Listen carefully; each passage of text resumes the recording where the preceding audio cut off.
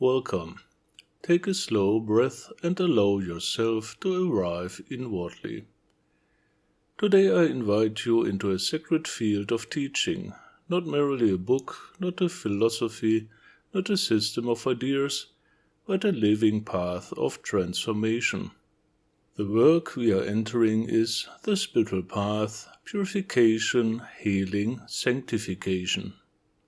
Its essence is simple and at the same time immeasurably profound.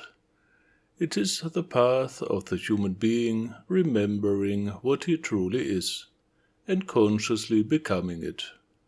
This teaching begins with the recognition that many people feel but rarely articulate, that the human being is not merely biological matter, not merely personality, not merely mind. The human being is a spiritual being in evolution. And this evolution is not accidental. It is lawful, it is structured, it is guided, and it unfolds through inner transformation. The deeper purpose of this book is to reveal that transformation in its essential stages: purification, healing, sanctification, not as abstract concepts, but as lived processes that reshape consciousness, energy, character, and destiny. This is a path that leads from fragmentation to wholeness, from confusion to clarity, from separation to unity with the divine source of life. If we look more deeply, we see that this teaching unfolds in layers, much like reality itself. It reveals a multidimensional universe where existence is not confined to the physical world. Spirit, soul, and body interpenetrate one another.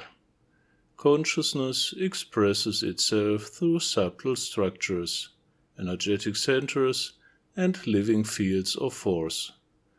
The human being is therefore not simply a physical organism, but a spiritual intelligence expressing through energy and matter simultaneously. This understanding changes everything. Because if life is energy, then transformation is energetic. If consciousness shapes energy, then spiritual development is the refinement of consciousness itself. And this is precisely what the path of purification, healing, and sanctification accomplishes. Purification means releasing what obscures the divine nature. Healing means restoring harmony between all levels of being. Sanctification means embodying higher qualities until the human being becomes a living expression of divine intelligence. This is not symbolic language. It is a practical developmental process. One of the central themes of this book is that all authentic spiritual traditions share a universal core, a timeless wisdom beyond culture, religion, or doctrine. External teachings differ. Inner teachings are more refined. But at the center lies a universal spiritual science, a knowledge of consciousness, energy, and divine law. This universal teaching is grounded in two great pillars: metaphysics, the science of spiritual reality, law, structure, and energy, and mysticism, the lived experience of divine union, love, and inner transformation. Power and meaning, structure and essence, knowledge and realization. When these two unite, true spiritual development becomes possible. The initiatory path described in this work is not theoretical, it is experiential. It begins with understanding the hidden anatomy of the human being, the subtle bodies, the energy centers, the flows of vital force, the dynamic relationship between thought, emotion, and physical health. This knowledge reveals that imbalance in life is not random. It reflects disharmony within the energetic structure of the person. blockages in energy, distortions in emotion, imbalances in character, unresolved karma, all manifest as suffering. But once understood, they can be transformed. This is why spiritual development is also healing. To evolve spiritually is to restore harmony in energy, in mind and soul, in body and in destiny. But knowledge alone is not sufficient. The path requires practice. The book reveals a classical structure of inner training, the development of consciousness through concentration, meditation, and the experience of unity. First, the mind learns to focus. Then it learns to penetrate reality through contemplation. Finally, it dissolves separation and becomes one with what it perceives. This culminating experience, the state of unity, is not imagination. It is direct participation in reality itself. When consciousness becomes still, transparent, receptive, the divine presence reveals itself not as belief, but as immediate experience. At the heart of the path lies devotion, not as emotional sentiment, but as alignment with the highest reality. The mystic loves the divine, seeks the divine, and gradually becomes transparent to the divine. This love becomes the energy that fuels transformation. Without inner longing, no real transformation occurs. With it, everything becomes possible. The teachings also describe the formation of what is called the inner temple, a symbolic way of describing the integrated development of the whole human being. This temple rests upon four essential capacities: clear knowledge, courageous action, focused will, and sacred silence. Knowledge reveals direction, courage enables movement, will sustains effort, silence protects and deepens the inner process. When these are cultivated together, spiritual growth becomes stable and irreversible.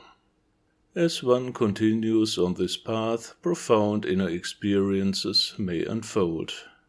Greater sensitivity to energy, deep emotional purification, awakening of compassion, clarity of perception, states of expanded awareness, moments of unity with all life. And gradually something even more significant emerges. The personality becomes transparent to the higher self. The higher self becomes receptive to divine consciousness. And life itself becomes participation in a greater intelligence. This is what awakening truly means. Not escape from life, but conscious participation in the evolutionary movement of creation itself. Why are these teachings so relevant today? Because modern humanity suffers from fragmentation. Material progress has expanded external power, but weakened inner integration. People feel disconnected from themselves, from meaning, from the sacred dimension of existence. This teaching restores the lost knowledge of how to become whole again. It provides a map, a method, and a living orientation toward the divine center of being. In an age of noise, it teaches silence. In an age of distraction, it teaches presence. In an age of fragmentation, it teaches unity. Who is this path for? It is for those who sense that life has a deeper purpose, for those who feel that consciousness can expand beyond its current limits, for those who are willing to transform, not only intellectually but essentially.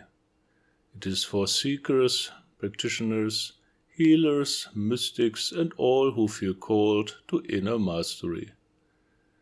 Not perfection, but sincerity. It is the only requirement. Ultimately, this book serves as an initiatory gateway. It does not simply inform you about the spiritual path, it places you upon it. It begins the movement from unconscious evolution to conscious participation in divine becoming, from human potential to awakened being, from separation to unity. If you feel resonance with what you have heard, then do not stop at listening. Enter the teaching more deeply. Read the book not only with your mind, but with your whole being. And if you wish to receive systematic training, deeper practices, and guided initiation, you may continue through the work offered in For Mystics. And if your heart calls you towards structured spiritual development within a living tradition, the path continues within Ordo Mysticus. Not as an organization, but as a field of conscious evolution. Walk gently, practice sincerely, transform patiently, and allow the divine light within you to unfold. In love, light, and service, I am Ray del Sol.